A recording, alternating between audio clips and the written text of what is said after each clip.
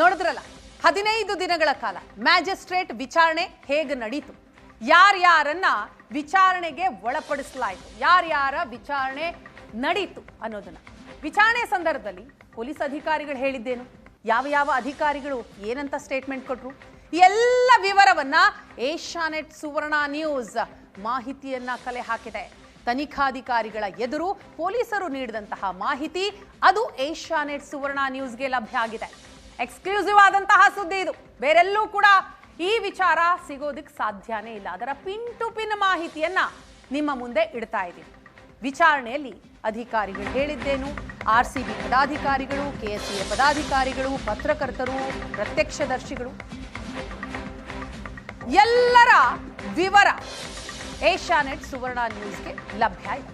ಕಾಲ್ತುಳಿತ ಕೇಸ್ನ ಬಗ್ಗೆ ಎಲ್ಲರೂ ಕೊಟ್ಟಂತಹ ಸಮಜಾಯಿಷಿ ಏನು, ಪೊಲೀಸ್ ಅಧಿಕಾರಿಗಳ ಹೇಳಿಕೆಯ ಫುಲ್ ಡೀಟೇಲ್ಸ್,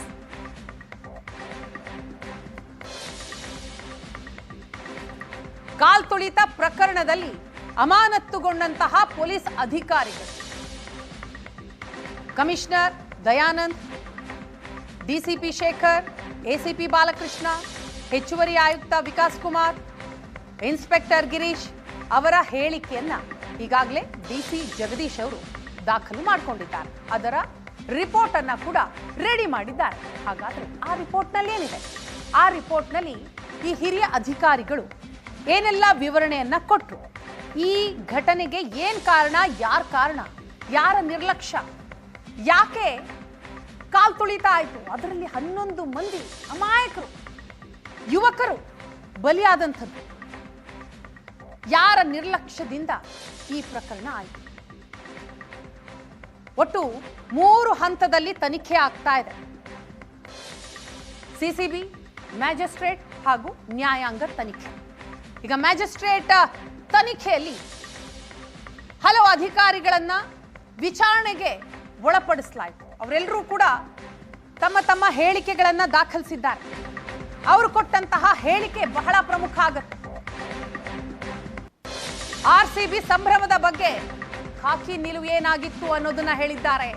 ಸರ್ಕಾರದ ಬಳಿ ಆವತ್ತು ಪೊಲೀಸರು ಯಾವಾಗ ಸಂಭ್ರಮ ಆಚರಣೆ ಮಾಡೋಣ ಅನ್ನೋದನ್ನ ಸರ್ಕಾರದ ಕಡೆಯಿಂದ ಯಾವಾಗ ಹೇಳಲಾಯಿತು ಆಗ ಪೊಲೀಸ್ ಹೇಳಿದ್ದೇನು, ಎಲ್ಲವನ್ನು ಎಳೆಯಾಗಿ ಹೇಳಿದ್ದಾರೆ ಅಧಿಕಾರಿಗಳು. ಮ್ಯಾಚ್ ಗೆದ್ದ ಮರುದಿನವೇ ವಿಜಯೋತ್ಸವ ಬೇಡ, ಸಂಭ್ರಮಾಚರಣೆ ಬೇಡ ಅಂತ ಪೊಲೀಸರು ಹೇಳಿದ್ರು. ಆದರೆ ಪೊಲೀಸರು ಹೇಳಿದಂತಹ ಮಾತನ್ನ ಯಾರು ಕೂಡ ಕೇಳೋದಕ್ಕೆ ರೆಡಿ ಇರಲಿಲ್ಲ ಸರ್ಕಾರದ ಕಡೆಯಿಂದ. ಸ್ಟೇಡಿಯಂ 33,000 ಜನ ಮಾತ್ರ ಸೇರೋದಕ್ಕೆ ಸಾಮರ್ಥ್ಯ, ಅಲ್ಲಿ ಕೂರೋದಕ್ಕೆ ಸಾಮರ್ಥ್ಯ ಇರುವಂತಹ ಸ್ಟೇಡಿಯಂ ಅದು. ಆದರೆ ಅಲ್ಲಿ ಬಂದಂಥದ್ದು ಲಕ್ಷ ಸಂಖ್ಯೆಯಲ್ಲಿ ಜನ. ಯಾಕಂತಂದ್ರೆ ಖುಷಿ ಆ ಮಟ್ಟಿಗಿತ್ತು, ಸಂಭ್ರಮ ಆ ಮಟ್ಟಿಗಿತ್ತು. ಅದನ್ನ ಸೆಲೆಬ್ರೇಟ್ ಮಾಡಬೇಕು. ಹಿಂದಿನ ದಿವಸ ಜೂನ್ 3ನೇ ತಾರೀಕು ರಾತ್ರಿ 11:00 ಮ್ಯಾಚ್ ಮುಗಿಯತ್ತೆ. RCB ಮ್ಯಾಚ್ ಗೆಲ್ತಾ ಇದ್ದ ಹಾಗೆ ಕೇವಲ ಬೆಂಗಳೂರು ಮಾತ್ರ ಅಲ್ಲ, ರಾಜ್ಯ ಮಾತ್ರ ಅಲ್ಲ, ದೇಶಾದ್ಯಂತ ಇರುವಂತಹ RCB ಅಭಿಮಾನಿಗಳು ಬೆಳಗ್ಗಿನ ಜಾವದವರೆಗೂ ಕೂಡ ಸೆಲೆಬ್ರೇಟ್ ಮಾಡಿದ್ದಾರೆ. ಬೆಂಗಳೂರಿನಲ್ಲಿ ಕೇಳೋದೇ ಬೇಡ, ಬೆಳಿಗ್ಗೆ 4:30 ಗಂಟೆಯವರೆಗೂ ಕೂಡ ಅಭಿಮಾನಿಗಳು ಸೆಲೆಬ್ರೇಷನ್ ಮಾಡಿದ್ರು. ಆಗ ಪೊಲೀಸರು ಸೆಕ್ಯೂರಿಟಿ ಕೊಟ್ಟಿದ್ರು, ಭದ್ರತೆ ಮಾಡ್ಕೊಂಡಿದ್ರು. ಯಾಕಂತಂದ್ರೆ ಗೊತ್ತು ಅಭಿಮಾನಿಗಳ ಖುಷಿ ಹೇಗಿರುತ್ತೆ, ಸಂಭ್ರಮ ಹೇಗಿರುತ್ತೆ ಅಂತ. ಅದಾದ ಮರುದಿನ ಬೆಳಿಗ್ಗೆರೆ ಸರ್ಕಾರದ ಕಡೆಯಿಂದ ಹೇಳಲಾಗುತ್ತೆ, ಇಲ್ಲ ಬೆಂಗಳೂರಿಗೆ ಆಟಗಾರನ ಕರೆಸಿ ಸಂಭ್ರಮಾಚರಣೆ ಮಾಡ್ತೀವಿ ಅಂತ. ಆಗ ಪೊಲೀಸ್ ಅಧಿಕಾರಿಗಳು ಹೇಳ್ತಾರೆ, ಬೇಡ, ಮ್ಯಾಚ್ ಗೆದ್ದ ಮರುದಿನ ವಿಜಯೋತ್ಸವ ಬೇಡ, ಸಂಭ್ರಮಾಚರಣೆ ಬೇಡ ಅಂತ ಹೇಳ್ತಾರೆ. ಯಾಕಂತಂದ್ರೆ ಸ್ಟೇಡಿಯಂ ಸಾಮರ್ಥ್ಯ ಕೇವಲ 33,000 ಜನ ಸೇರುವಂಥದ್ದು. ಆದರೆ ಲಕ್ಷಾಂತರ ಸಂಖ್ಯೆಯಲ್ಲಿ ಜನ ಬರ್ತಾರೆ. ಮ್ಯಾಚ್ ಇದ್ದಂತಹ ಸಂದರ್ಭದಲ್ಲೇ ಟಿಕೆಟ್ ಸಿಗದೆ ಹೋದರೂ ಕೂಡ ಆ ಚಿನ್ನಸ್ವಾಮಿ ಸ್ಟೇಡಿಯಂ ಸುತ್ತಮುತ್ತ ಜನ ಇರ್ತಾರೆ. ಎಷ್ಟೋ ಸರಿ ಪೊಲೀಸರು ಲಾಠಿ ಚಾರ್ಜ್ ಕೂಡ ಮಾಡಿದ್ದಾರೆ. ಅಂಥದ್ರಲ್ಲಿ ಕಪ್ ಗೆದ್ದಂತಹ ಸಂಭ್ರಮ ಹೇಗಿರುತ್ತೆ ಅನ್ನೋದರ ಅಂದಾಜು ಪೊಲೀಸರಿಗಿತ್ತು. ಆದರೆ ಸರ್ಕಾರದ ಕಡೆಯಿಂದ ಯಾರೂ ಕೂಡ ಆ ಮಾತನ್ನ ಕಿವಿಗೆ ಹಾಕೊಳ್ಳಕ್ಕೆ ರೆಡಿನೇ ಇರಲಿಲ್ಲ. ಟಿಕೆಟ್ ಇಲ್ಲದೆ ಸ್ಟೇಡಿಯಂ ಎಂಟ್ರಿ ಬೇಡ ಅಂತನೂ ಕೂಡ ಹೇಳಿದ್ವು. ಮಧ್ಯಾಹ್ನದವರೆಗೂ ಟಿಕೆಟ್ ವಿತರಿಸುವ ನಿರೀಕ್ಷೆಯಲ್ಲಿದ್ದೆವು. ಇದು ಅಧಿಕಾರಿಗಳು ಹೇಳಿದಂತಹ ಮಾತು ವಿಚಾರಣೆ ಸಂದರ್ಭದಲ್ಲಿ. ಉಚಿತ ಎಂಟ್ರಿ ಎಂಬ ನಿರ್ಧಾರ ನಮಗೆ ದೊಡ್ಡ ಶಾಕ್ ಕೊಟ್ಟಿತ್ತು. ಮ್ಯಾಚ್ ಗೆದ್ದ ಮರುದಿನ ಒಂದು ವಿಜಯೋತ್ಸವ ಬೇಡ ಅಂತ ಹೇಳಿದ್ವಿ, ಸಂಭ್ರಮಾಚರಣೆ ಬೇಡ ಅಂತ ಹೇಳಿದ್ವಿ. ಅದಾದ ನಂತರ ಸಂಭ್ರಮಾಚರಣೆ ಮಾಡಲೇಬೇಕು ಅನ್ನುವಂತಹ ನಿರ್ಧಾರಕ್ಕೆ ಬಂದ ನಂತರ ಟಿಕೆಟ್ ವಿಚಾರ, ಟಿಕೆಟ್ ಇಲ್ಲದೇನೆ ಸ್ಟೇಡಿಯಂಗೆ ಎಂಟ್ರಿ, ಅದನ್ನೂ ಕೂಡ ಬೇಡ ಅಂತ ಹೇಳಿದ್ವಿ. ಮಧ್ಯಾಹ್ನದವರೆಗೂ ಟಿಕೆಟ್ ವಿತರಿಸ್ತಾರೆ ಅಂತ ನಿರೀಕ್ಷೆ ಮಾಡ್ಕೊಂಡಿದ್ವಿ. ಆದರೆ ಅದು ಯಾವುದೂ ಕೂಡ ಆಗಲಿಲ್ಲ. ಉಚಿತ ಎಂಟ್ರಿ ಎಂಬಂತಹ ನಿರ್ಧಾರ ಹೊರಬಿತ್ತು. ಆ ನಿರ್ಧಾರವು ಕೂಡ ನಮಗೆ ದೊಡ್ಡ ಶಾಕನ್ನ ಕೊಟ್ಟಿತ್ತು ಅಂತ ಅಧಿಕಾರಿಗಳು ವಿಚಾರಣೆಯ ಸಂದರ್ಭದಲ್ಲಿ ಹೇಳ್ತಾರೆ.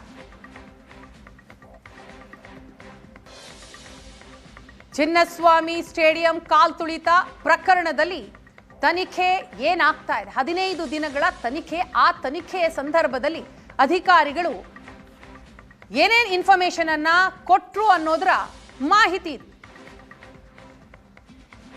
15 ದಿನಗಳ ಕಾಲ ಮ್ಯಾಜಿಸ್ಟ್ರೇಟ್ ತನಿಖೆ ಆಯಿತು, ವಿಚಾರಣೆ ಆಯಿತು. ವಿಚಾರಣೆಯಲ್ಲಿ ಅಮಾನತ್ತಾದಂತಹ ಅಧಿಕಾರಿಗಳು ಏನೇನಾಯ್ತು ಆ ದಿನ ಅನ್ನೋದರ ವಿವರಣೆಯನ್ನ ಕೊಟ್ಟಿದ್ದಾರೆ.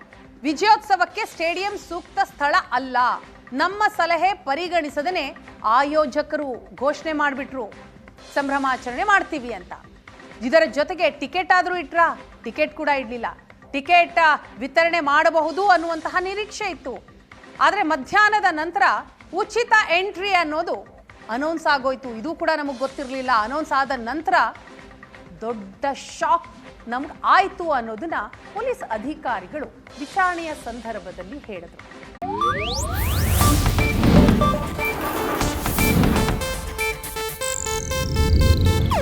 ಇದು ಏಷ್ಯಾನೆಟ್ ನ್ಯೂಸ್ ನೆಟ್ವರ್ಕ್ ಪ್ರಸ್ತುತಿ.